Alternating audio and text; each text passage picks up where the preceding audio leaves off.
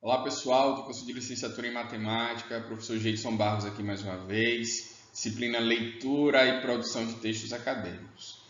Turma, na aula passada nós iniciamos um processo que tratou sobre a leitura e a produção de textos na universidade. Foi o nosso primeiro passo, foi a nossa primeira aula, foi a nossa primeira discussão.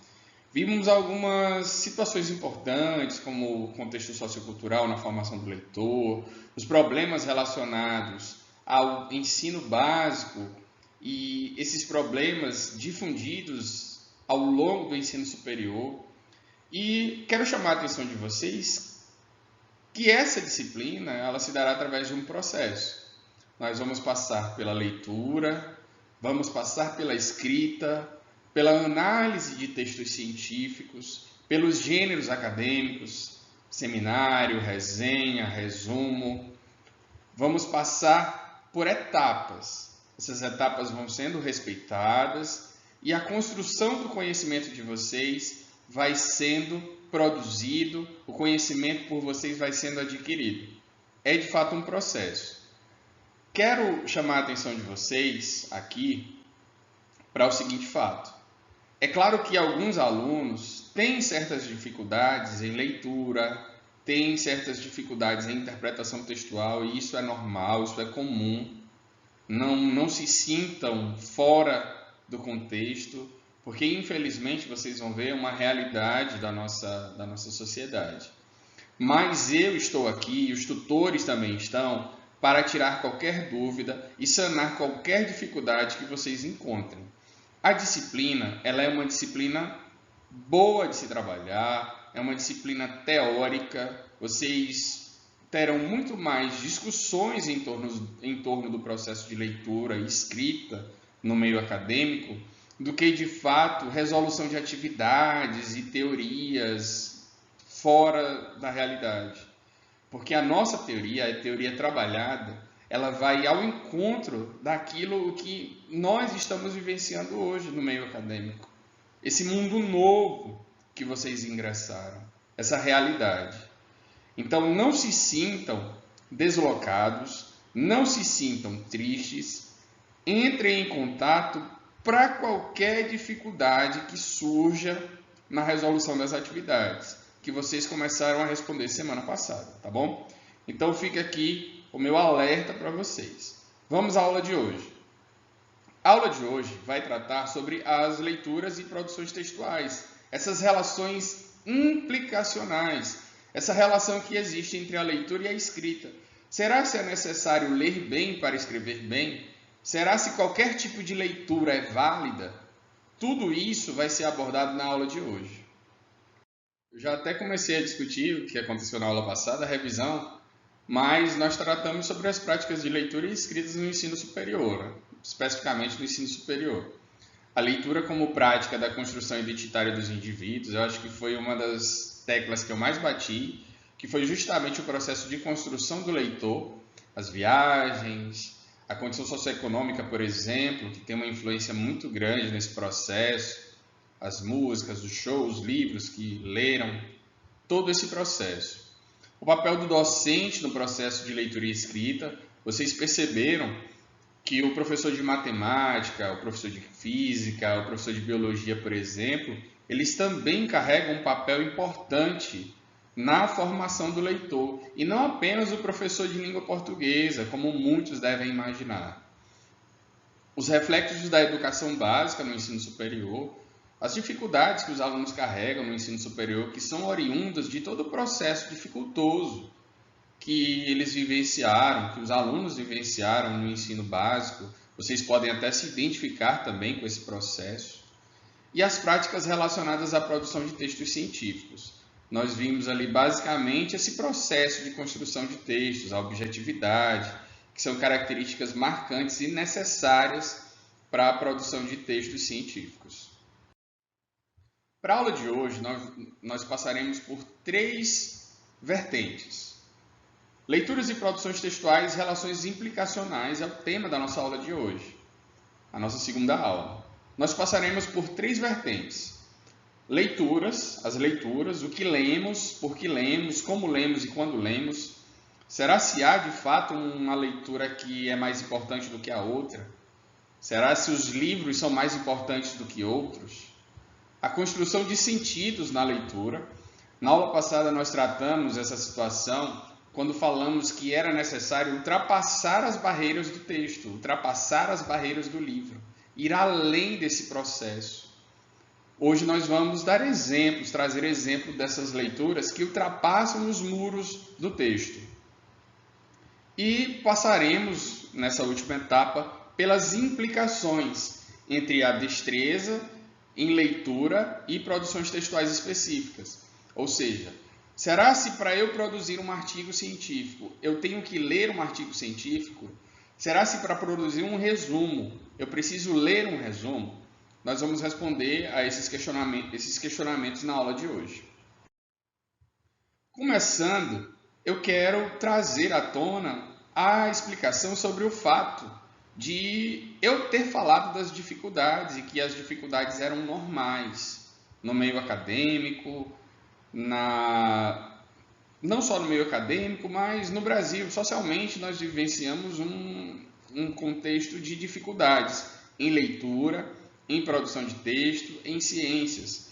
E para exemplificar isso, eu trago os dados do PISA, o Programa Internacional de Avaliação de Estudantes. Ele diz o seguinte: os alunos brasileiros têm muita dificuldade em matemática, considerando as 3 áreas do conhecimento, leitura, matemática e ciência. Os alunos brasileiros têm muita dificuldade em matemática. Então percebam que vocês, como futuros professores, futuros docentes, futuros profissionais da educação, atuarão diretamente não diria o conserto, mas na tentativa de mudar essa realidade. Temos ainda as ciências com um grande grau de dificuldade e também com dificuldades a leitura. Mas levando essas 3 vertentes, leitura, matemática e ciências, dessas 3 áreas do conhecimento, os estudantes brasileiros carregam muita dificuldade em matemática. Eles são melhores em leitura e são piores em matemática. Vejamos dados mais específicos. Em leitura, levando em consideração os resultados dos países latino-americanos participantes, nós ocupamos a posição de número 57, atrás de México, Costa Rica, Paraguai e Chile, por exemplo. Esses países estão à nossa frente quando o assunto é leitura. Já em matemática, nós ocupamos a posição de número 70, só para reforçar essa dificuldade que os alunos brasileiros têm em matemática, atrás de países como Colômbia, Peru, Costa Rica, México, Chile e Uruguai. Trago para vocês aqui uma evolução. Nós temos, de fato, evoluído, mas essa evolução é muito lenta. Vocês podem perceber aí pela curva. A leitura, a matemática e as ciências. A matemática, inclusive, tendo aí um regresso. Vocês podem perceber que em 2012 a pontuação era de 389, enquanto que em 2018 a pontuação é de 384. Percebam a dificuldade que os alunos têm em matemática. Pois bem, hoje nós vamos falar sobre leitura. Vocês perceberam que há uma dificuldade, de fato há uma dificuldade dos alunos brasileiros em ler. Eu trago a imagem dessa garotinha para resumir essa primeira parte. As leituras, o que lemos, por que lemos, como lemos e quando lemos. Se eu questionar vocês, certamente vocês vão dizer, olha, essa é a imagem típica de uma leitora, cheia de livros, usa óculos, é o estereótipo de uma boa leitora.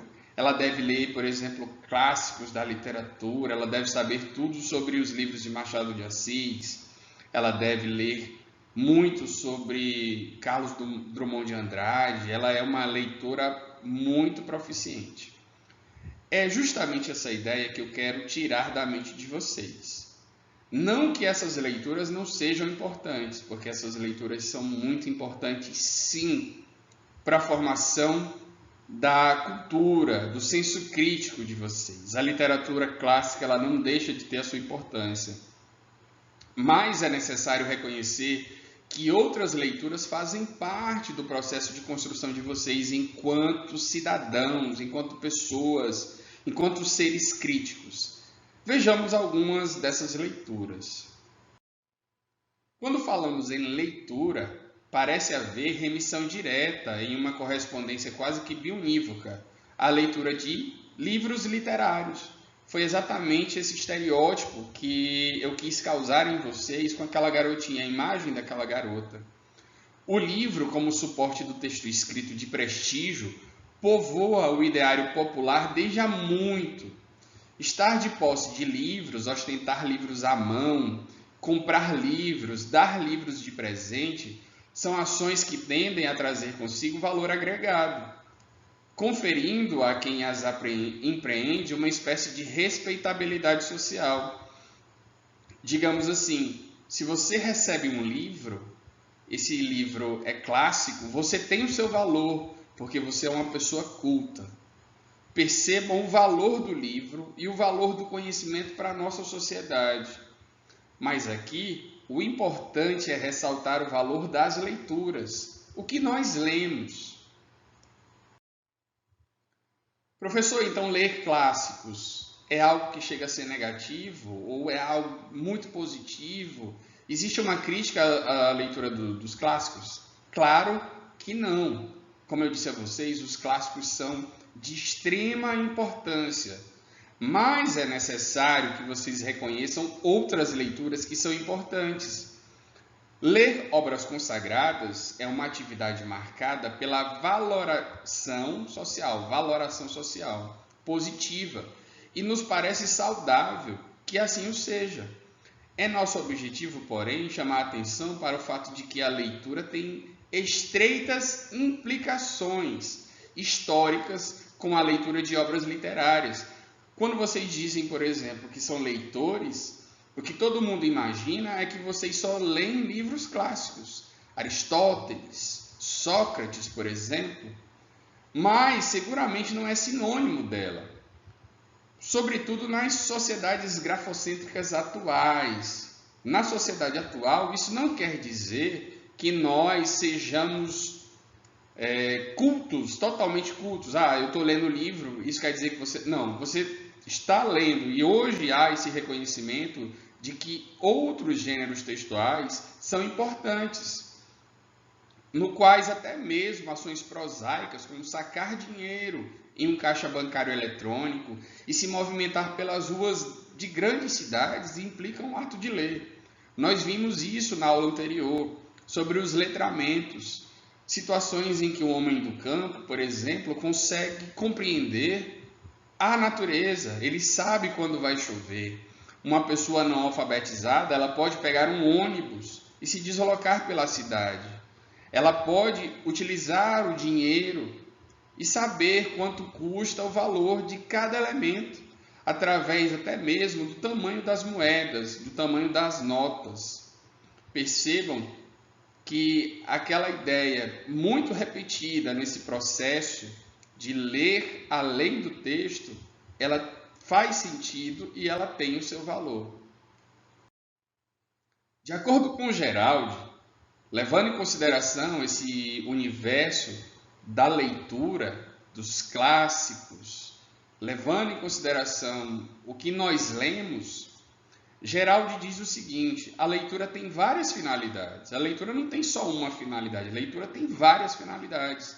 Como, por exemplo, buscar informações. A exemplo de ler uma notícia de jornal. Quando você acorda, certamente o primeiro ato que você tem é de pegar o celular que está ali do seu lado, geralmente. E você vai observar quais são as mensagens que você recebeu. Ou seja, é um ato de ler, você vai buscar informações. Você pode abrir um site, a Globo.com, o UOL, por exemplo, ou meionorte.com, cidadeverde.com, sites do seu interesse, para ter notícias de seu interesse.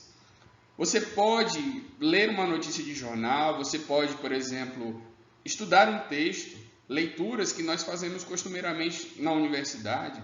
Vocês tiveram acesso a vários materiais que foram dispostos para vocês pelos professores na plataforma. E esses textos servem de base para que vocês já se adequem ao meio acadêmico, à leitura, à linguagem do meio acadêmico.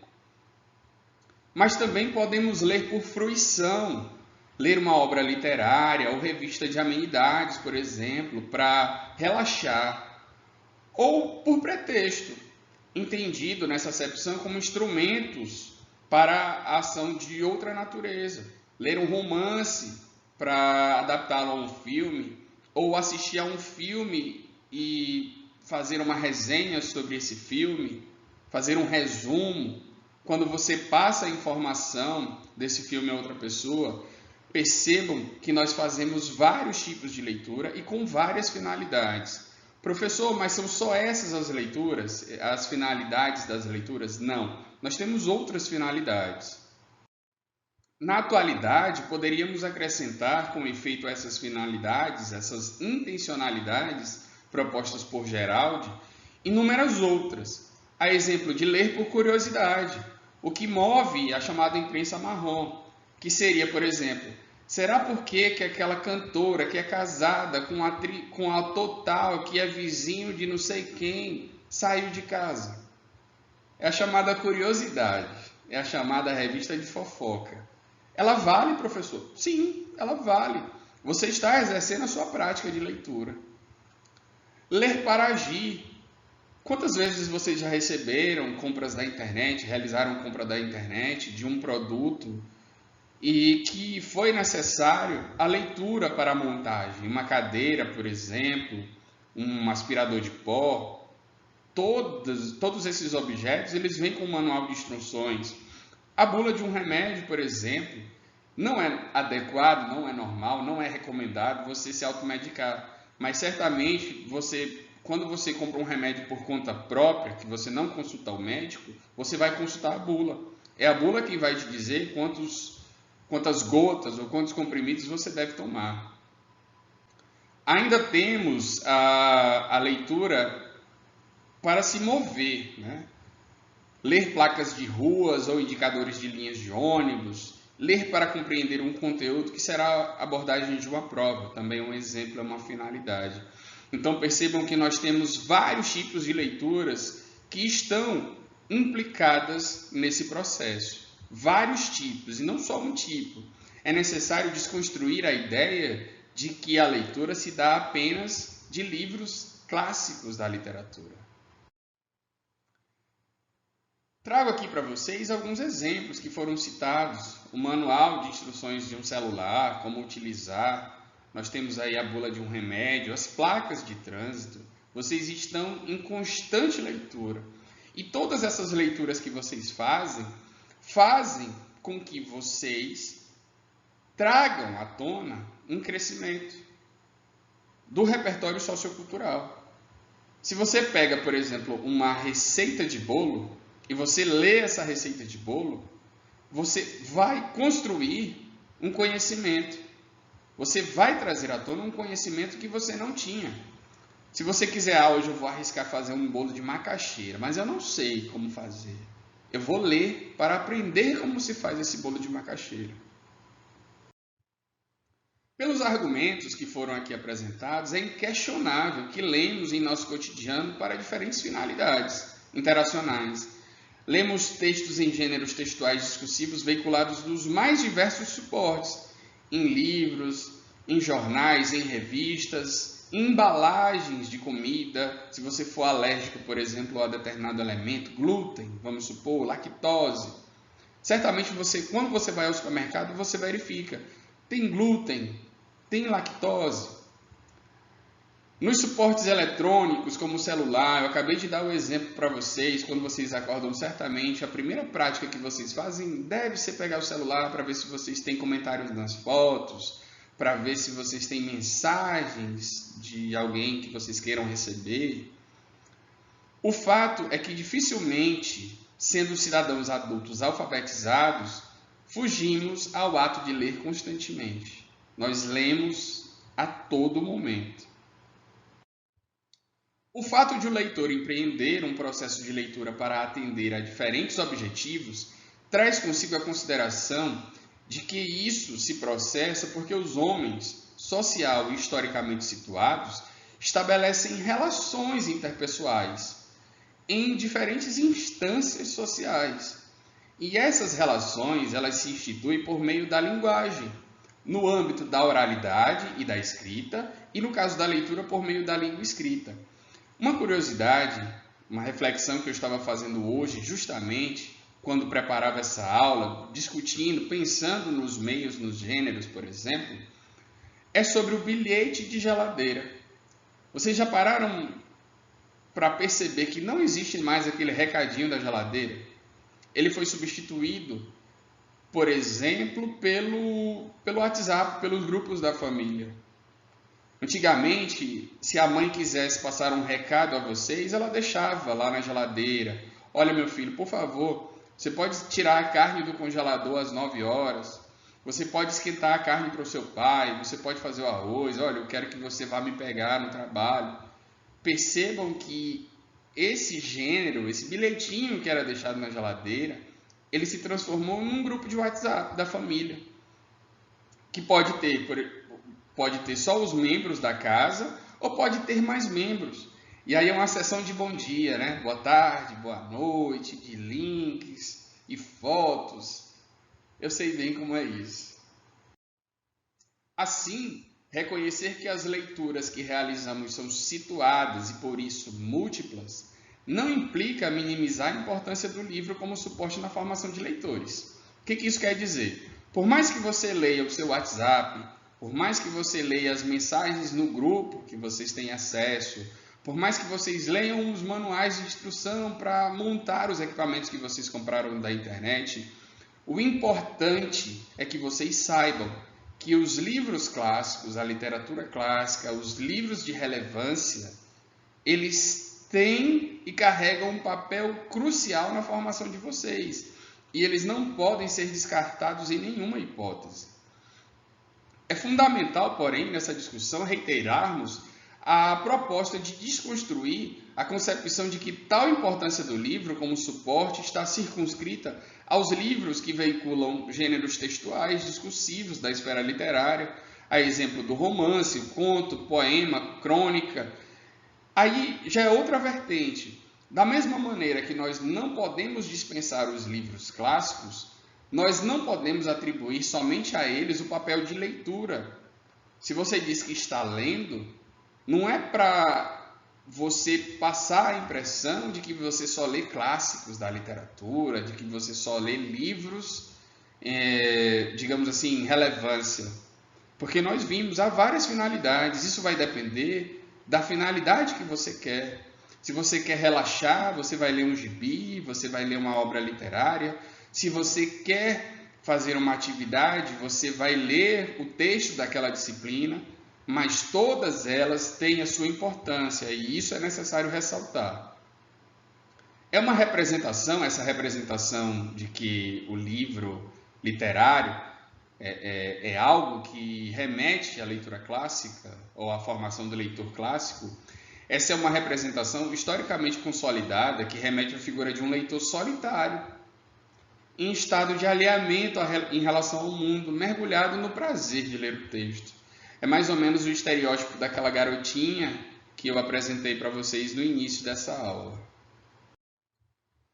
É claro que vocês estão em um meio acadêmico e vocês não podem fugir da leitura acadêmica. Vai fazer parte, isso vai facilitar o processo de vocês de ambientação. Eu tenho certeza que nesse primeiro momento, o que vocês mais sentem dificuldade é justamente de compreender algumas teorias, de compreender algumas situações, de compreender, por exemplo, a linguagem empregada em disciplinas específicas ou em disciplinas básicas, como é a nossa disciplina de leitura e produção de texto. E, é claro, a leitura acadêmica requer um atento, requer uma atenção de vocês. Pensando nisso, eu trago como recomendação de leitura alguns portais, alguns periódicos que trabalham com a leitura acadêmica. Vejam só, o primeiro deles, e um dos mais famosos que nós temos, é o ICIELO, que é a Biblioteca Científica Eletrônica Online. Esse periódico ele tem a base de dados voltada para a publicação de artigos científicos, principalmente desenvolvidos em países da América Latina e do Caribe. Um dos pontos de destaque do ICIELO é o desenvolvimento de métricas sobre o impacto dos artigos publicados de acordo com o alcance. Professor, o que isso quer dizer? Se um texto publicado tiver uma relevância muito grande no meio, se ele tiver uma importância, se ele tiver um conhecimento que contribui para a ciência, o ICIELO vai se encarregar de mostrar para vocês a importância desse texto. Vamos supor que vocês estão procurando um artigo que trata sobre leitura e produção de textos. Você vai lá no ICIELO, digita leitura e produção de texto. Logo de cara, ele vai te mostrar o artigo científico que está mais sendo discutido, que está tendo maior relevância, que tem a maior discussão no meio acadêmico. Ele tem essa ferramenta útil e super importante. Então, coloquem aí na agenda de vocês.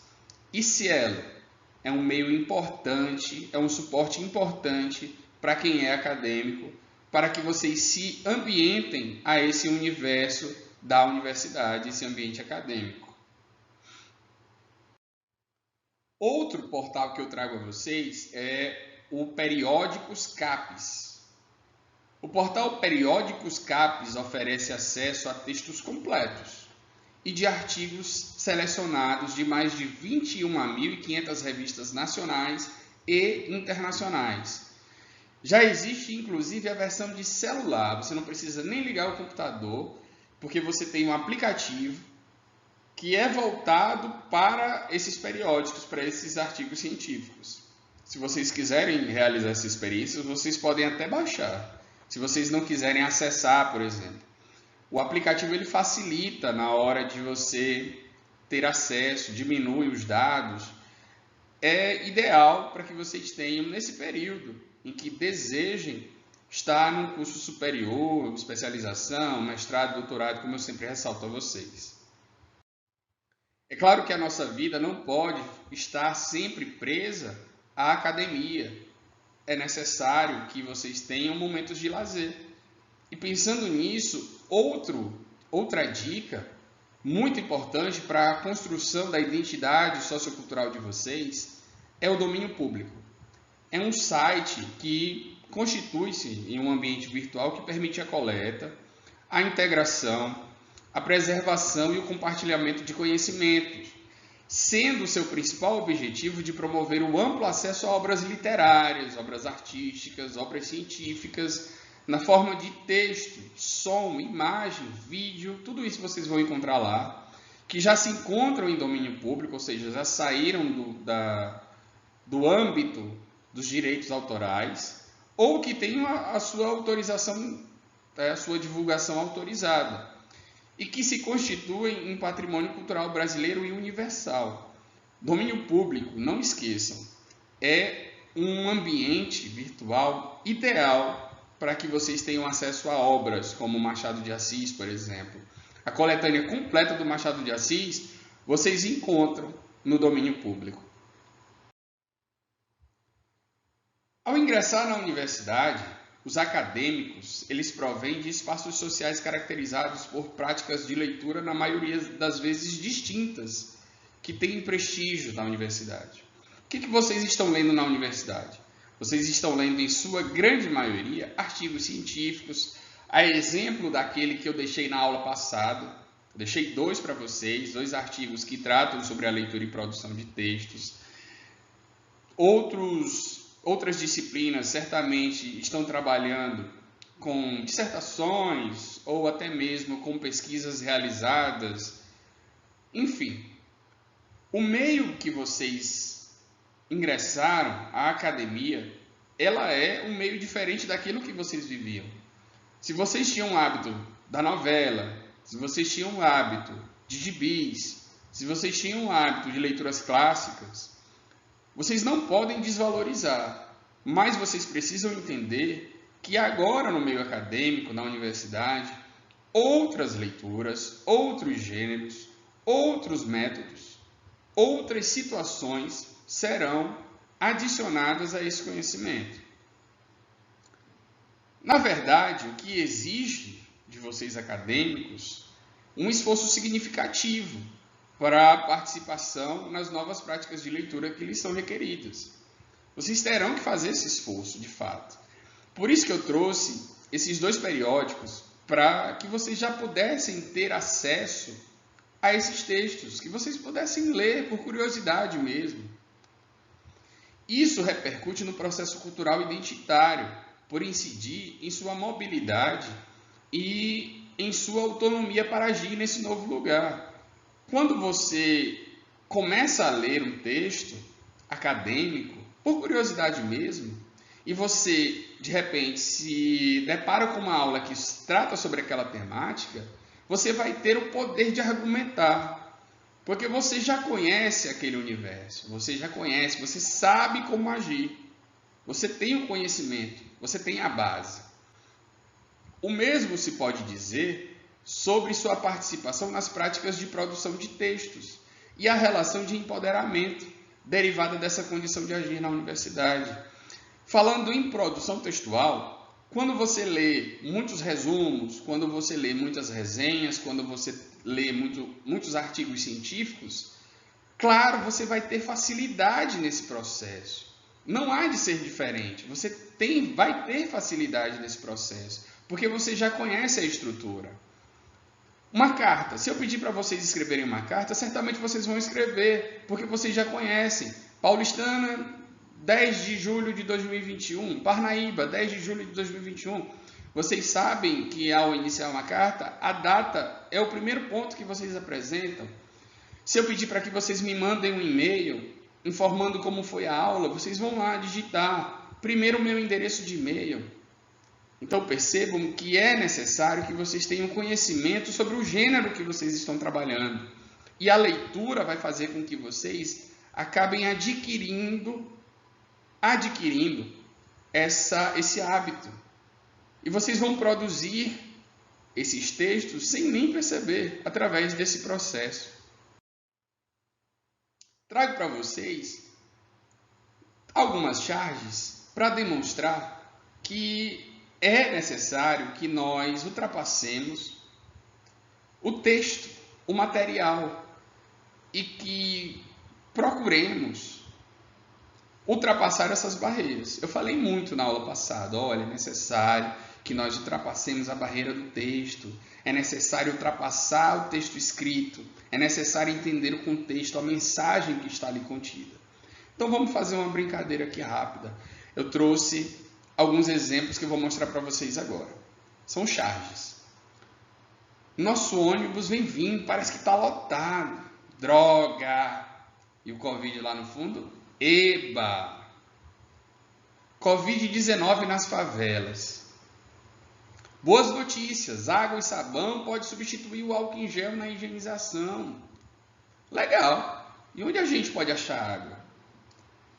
O que vocês entendem por essas charges que foram apresentadas? A primeira, enquanto isso no transporte público, e a segunda, Covid nas favelas.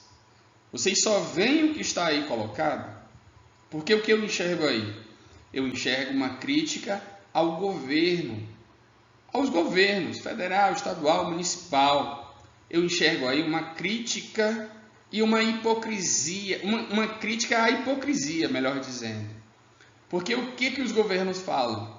É necessário evitar aglomerações, contudo, o ônibus continua lotado. O que eu enxergo? Olha, o governo diz, é necessário lavar as mãos, é necessário utilizar álcool em gel, mas nem todo mundo tem acesso à água, que é um bem comum. Aí é necessário ultrapassar. Isso é um exemplo. Os autores da charge, eles fazem uma crítica velada.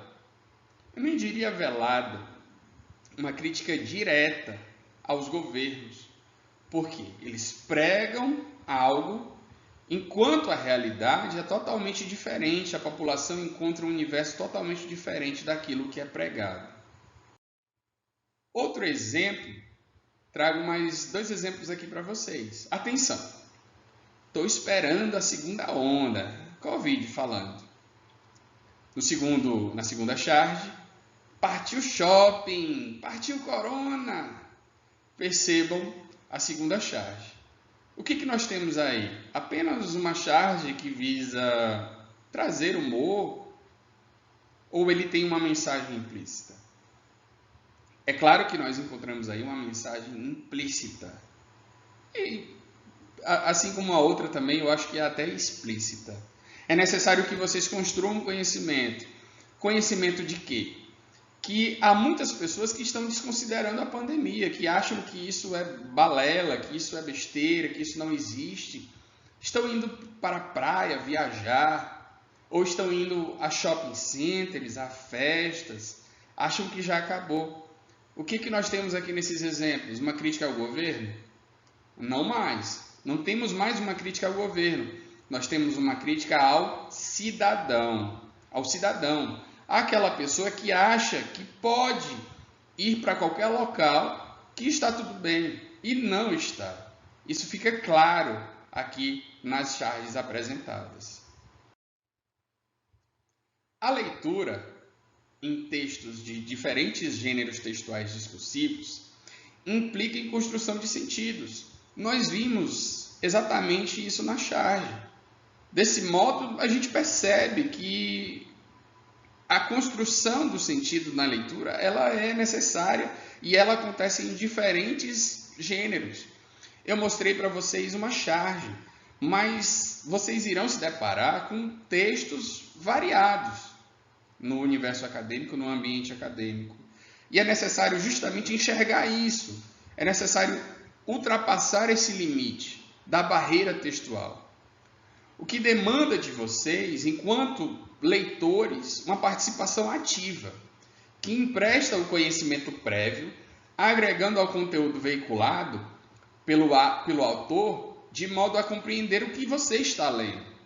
Se for assim, todo texto necessariamente parece oferecer um espectro de possibilidades de compreensão e não uma única forma de leitura autorizada, dado que cada leitor traz consigo um universo de conhecimentos que lhe é singular e que será ativado por ocasião da leitura. É claro que cada um de vocês vai construir o sentido, pode ser até que vocês tenham construído um sentido diferente daquilo que eu construí.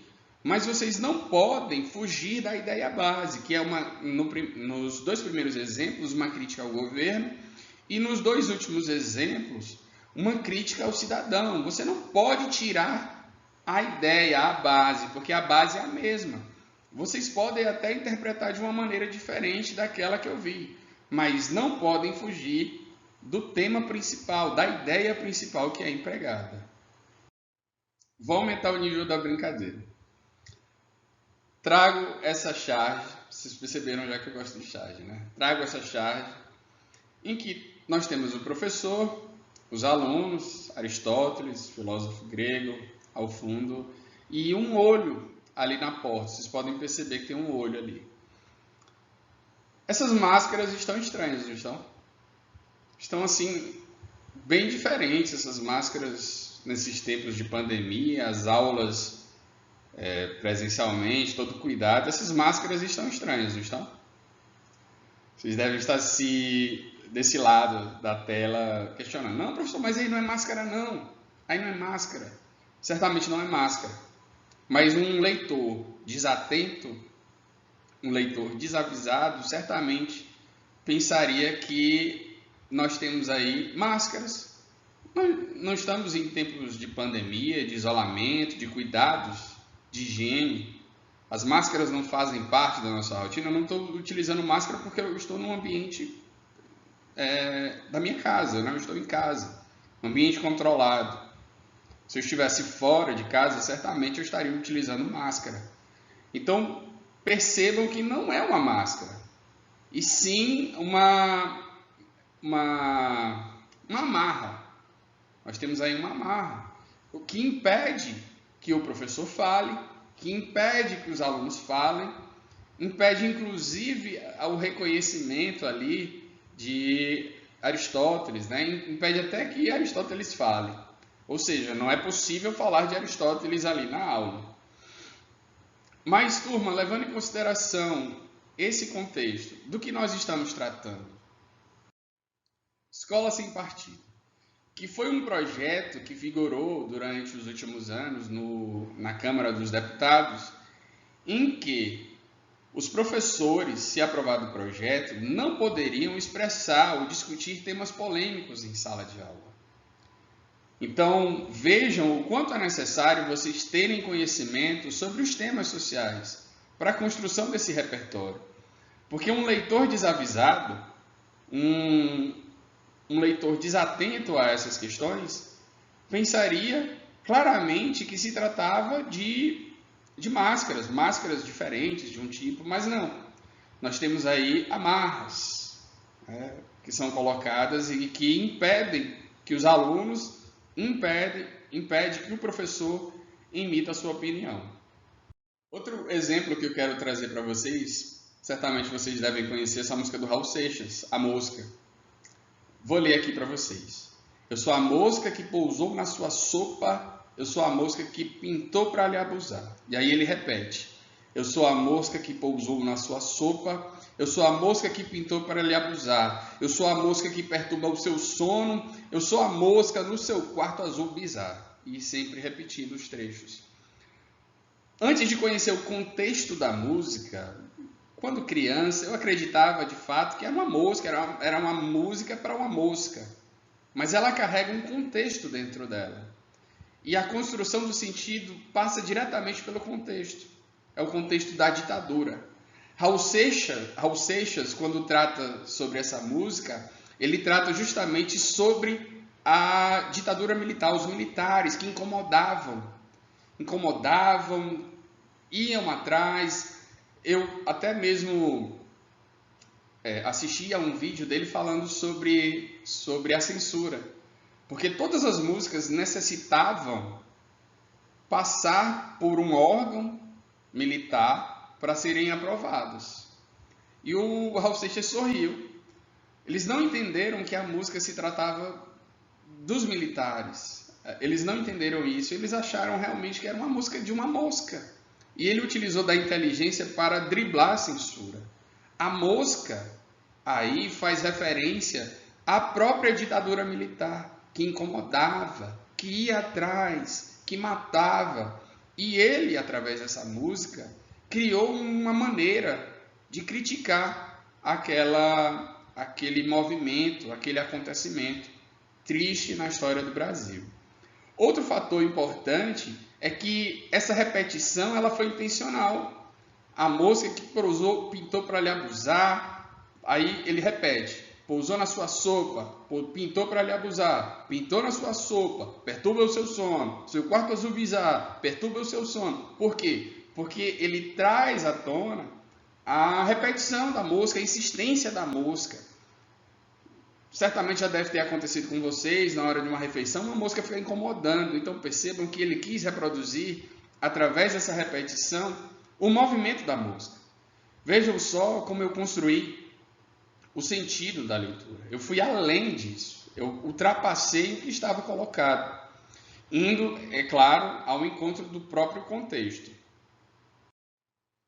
Isso sugere que os textos são lidos de modo particular pelos diferentes leitores, nos diferentes momentos históricos, em que isso vai se processar, o que, porém, não autoriza a cada leitor conferir ao texto uma interpretação tão particularizada, a ponto de tangenciar ou deformar o que está escrito no texto, ou tergiversar sobre tal conteúdo. Foi o que eu falei a vocês naqueles exemplos, nas charges. A crítica ao governo, a crítica ao cidadão. Você pode até interpretar de uma maneira diferente a charge, você pode encontrar elementos que eu não encontrei, você pode descrever situações que eu não descrevi, mas você não pode fugir do tema principal, que é a crítica ao governo, a crítica ao cidadão. Outro exemplo de construção é a pedra. No meio do caminho tinha uma pedra. Tinha uma pedra no meio do caminho. No meio do caminho tinha uma pedra. Nunca me esquecerei desse acontecimento na vida de minhas retinas tão fatigadas. Nunca me esquecerei que no meio do caminho tinha uma pedra. No meio do caminho. Muita gente olha essa poesia do Drummond e, nossa, foi feita uma poesia sobre uma pedra. Mas você pode levar em consideração várias situações. A pedra como um obstáculo na sua vida que você precisa superar. Situações difíceis que acontecem e que você dá a volta por cima. Então vocês podem construir e vão construir esses sentidos nas leituras de vocês. Vamos agora às implicações entre destreza em leituras e produções textuais específicas. Nós entramos em uma parte mais técnica, nós entramos na parte de produção textual acadêmica. Passamos por essas construções de sentidos, mas agora voltamos o nosso olhar, voltamos o nosso foco especificamente à produção acadêmica. Eu lembro que lá no início dessa aula eu perguntei a vocês, turma, vocês acreditam que ler um resumo vai facilitar a vida de vocês na produção de um resumo? Vocês acreditam que ler um artigo científico vai facilitar a vida de vocês na produção de um artigo científico? Vejam só. O presente artigo apresenta resultados parciais de uma pesquisa mais ampla e tem como objetivo avaliar a utilização de jogos como recursos metodológicos no ensino e aprendizagem da matemática nas salas de aula do Ensino Fundamental 2. Para cumprimento de tal objetivo, serão realizados estudos bibliográficos, aplicação dos jogos e sondagem com professores e alunos para avaliação do processo em escolas pré-selecionadas da rede pública de ensino. Qual é o gênero textual que vocês encontram aí? Certamente um resumo científico, um resumo de um artigo científico. Algumas expressões podem parecer estranhas a vocês. Por exemplo, nós temos aqui recurso metodológico. O que seria esse recurso metodológico? Aplicação dos jogos em sondagem, cumprimento de objetivos, avaliar a prática. Todas essas expressões, todos esses elementos que constituem o texto, serão facilitadores e serão facilitados com o processo da leitura. Eu pesquisei esse artigo, um artigo bem simples, um artigo bem básico, para que vocês pudessem ter ideia. A partir dessa leitura, vocês já adicionaram alguns elementos ao repertório de vocês. Por exemplo, as expressões recursos metodológicos, ou seja, os recursos que serão utilizados na pesquisa, avaliação do processo. Que avaliação do processo é essa? A avaliação da pesquisa, a avaliação da investigação. Então percebam que a cada leitura que você faz desses textos acadêmicos, você vai atribuindo e vai adquirindo conhecimentos que vocês não tinham. E esse é um processo que vai acontecer naturalmente. Vocês podem até perceber que as disciplinas elas vão ficando mais difíceis um pouco. Por exemplo, você pode ter matemática 1. Na matemática 2 você vai ter uma dificuldade um pouco maior.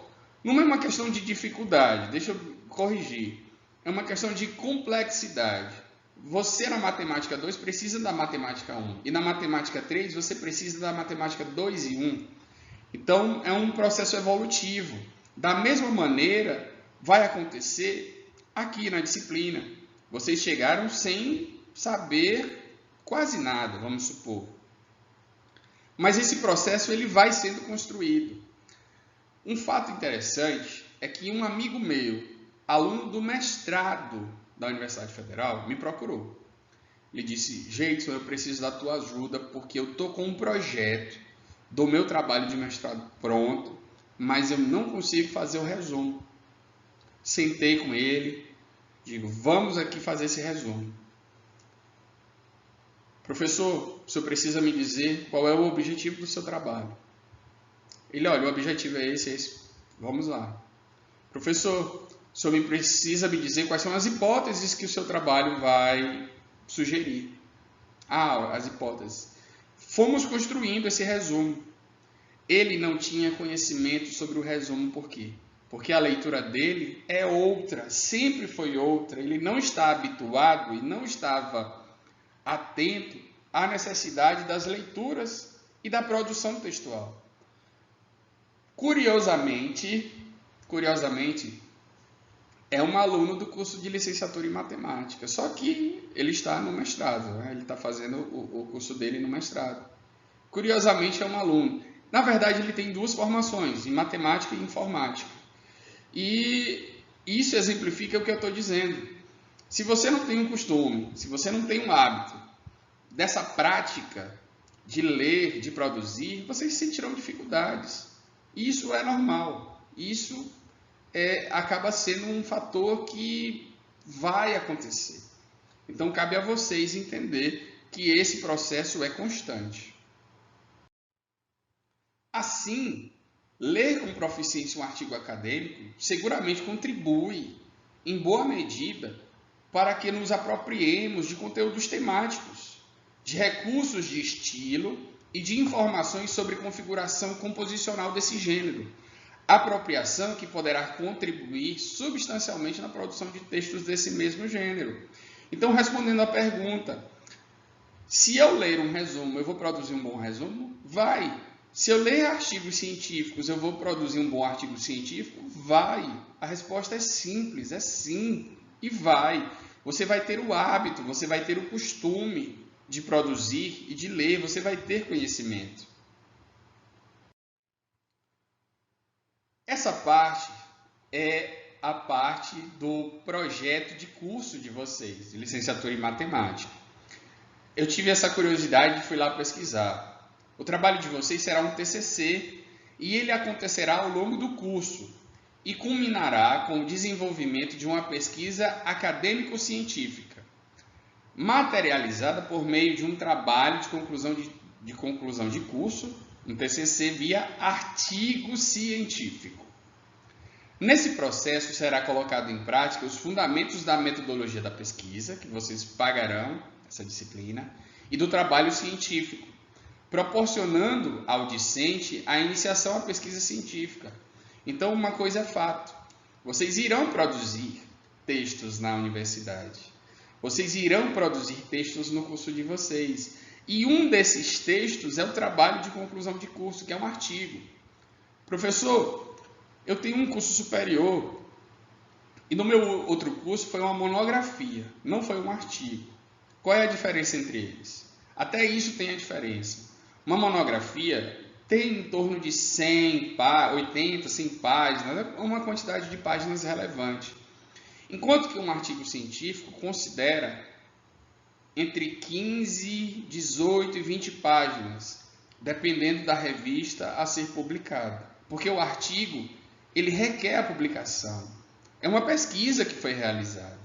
A monografia também é uma pesquisa, mas geralmente ela é guardada em uma biblioteca, ela não tem publicação. O artigo científico tem. E se apropriar dessa característica vai fazer com que vocês desenvolvam isso.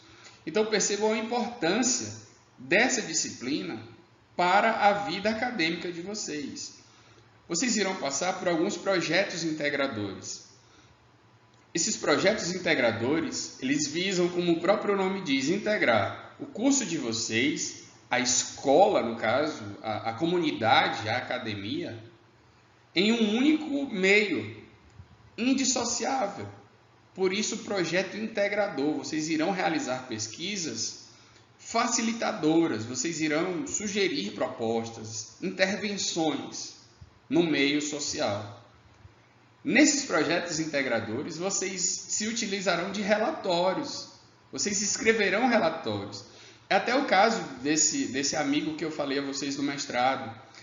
Ele acreditava que o curso dele, por ser em uma outra área, iria dispensar o uso escrito da pesquisa. Eu acho que eu relatei a vocês, nós tivemos uma demora no envio das vacinas, não só para o Brasil, mas para todo o mundo, porque era necessário publicar os resultados. As vacinas já estavam prontas, as vacinas foram testadas em regime de urgência, já sabiam do resultado, mas não foi autorizado o uso porque não havia publicação científica, não havia texto escrito para mostrar às outras pessoas sobre os resultados dessa pesquisa. As outras pessoas precisavam ter acesso a essas pesquisas, e essas pesquisas só podem ser difundidas através dos projetos, dos artigos, do texto. Então percebam aí essa importância. Os próprios parâmetros curriculares nacionais, eles evocam essas relações quando explicitam que o trabalho com leitura tem como finalidade a formação de leitores competentes e, consequentemente, a formação de escritores, pois a possibilidade de produzir textos eficazes tem sua origem na prática de leitura, espaço de construção da intertextualidade e fonte de referências modelizadoras. A leitura, por um lado, nos fornece matéria-prima para a escrita. O que escrever? Por outro lado, para a constituição de modelos, como escrever. Ou seja, eu leio, eu escrevo. Eu escrevo porque eu leio. É nossa intenção, pois, reiterar que é muito provável que da intensidade e da recorrência de seu processo de leitura em textos nesses diferentes gêneros dependerá, em boa medida, da sua destreza na produção de textos, tais como os gêneros. Ou seja, para você produzir um bom resumo, você tem que ler um bom resumo. Entendamos isso melhor. Ler de modo recorrente artigos acadêmicos, resenhas, resumos, fichamentos, handouts, torna textos nesses gêneros familiares. Nós já vamos conhecer. E nós, esses textos semelhantes, ou reconhecíveis a nós. E contribui significativamente para que, ao produzi-los, sintamos-nos mais seguros e o façamos com maior adequação formal e interacional. Esses gêneros, eles levam em consideração alguns fatores. E aí seria interessante que vocês acompanhassem o crescimento de vocês. Analisem no terceiro bloco os textos do segundo. Analisem no segundo os textos do primeiro. E vocês perceberão claramente a evolução que vocês terão nesse processo. A leitura recorrente de resumos, por exemplo, tende a nos ensinar tanto de que natureza são as informações efetivamente relevantes nesse gênero, quanto que tipo de informações tendem a ser excluídas do texto. Eu já vou saber o que eu vou colocar e o que eu não vou colocar, o que é necessário e o que não é necessário. Já a leitura habitual de resenhas tende a nos ensinar como entrecruzar nossas imprecisões, nossas impressões críticas com a síntese das ideias do autor, mostrando-nos caminhos alternativos e criativos para produzir textos nesse gênero. As resenhas serão muito utilizadas por vocês ao longo do curso, muito utilizadas. Quando vocês lerem algum texto, quando vocês lerem um artigo científico sobre determinado autor, vocês irão resenhar, ou seja, vocês irão apresentar a opinião crítica de vocês. O mesmo pode ser dito em relação à leitura de artigos científicos, o que nos faz perceber o modo como os pesquisadores organizam textualmente a difusão dos resultados de suas pesquisas, para dialogar com seus pares. Isso apenas para citar alguns desses exemplos. Ainda no que concerne às relações entre leitura e produção textual, há uma discussão adicional de fundamental importância, a refacção do texto, ou seja, refazer o texto. Uma das características mais importantes do processo de produção de textos em diferentes gêneros é o fato de que muito raramente a primeira versão de nosso texto corresponde à versão final. Refazemos reiteradas vezes trechos inteiros, às vezes o próprio texto em sua integralidade. Então não fiquem chateados se eu ou qualquer outro professor solicitarmos de vocês que vocês reescrevam o texto, que vocês refaçam. Porque nós, como conhecedores, por já trabalharmos, por já termos conhecimento, vamos indicar para vocês esses processos. E esses processos precisam ser levados em consideração. A atividade de refazer o texto implica monitoramento na ação de escrever. Nesse monitoramento, a leitura do nosso próprio texto é de fundamental importância e requer de nós, tanto quanto possível, distanciamento temporal para uma leitura avaliativa. Trago aqui Shattuck 2003, que numa visão cognitivista chama a atenção para esse processo. Cabe ao monitor, que é o próprio autor do texto, fazer a releitura do material escrito, reinterpretar a informação para ver se está de acordo com a intenção do processo e confirmá-la. Você vai ter que ler o seu texto e saber, será se foi isso realmente o que eu quis dizer? Galera, para a aula de hoje, se eu fazer uma revisão aqui breve, nós tratamos sobre esse processo de leitura, a importância da leitura, que há diversidades e há finalidades nesse tipo de leitura e que todos esses tipos de leitura são importantes. E passamos também pela construção de sentidos, tá bom? Deixo aqui a referência para vocês, é um texto que eu já venho trabalhando, que é do Marcos Antônio Baltar. Esse texto é muito importante porque ele trabalha justamente essa perspectiva do leitor, da produção e dos gêneros, tá bom? Então eu fico por aqui, a aula de hoje fica por aqui. Nós teremos acesso a outras informações. Se vocês tiverem dúvidas, podem entrar em contato com os tutores, podem entrar em contato comigo, através do chat, nas videoaulas. Façam aí os resumos que vocês devem fazer das aulas e a gente se encontra na próxima semana, tá bom? Um abraço a todos e valeu!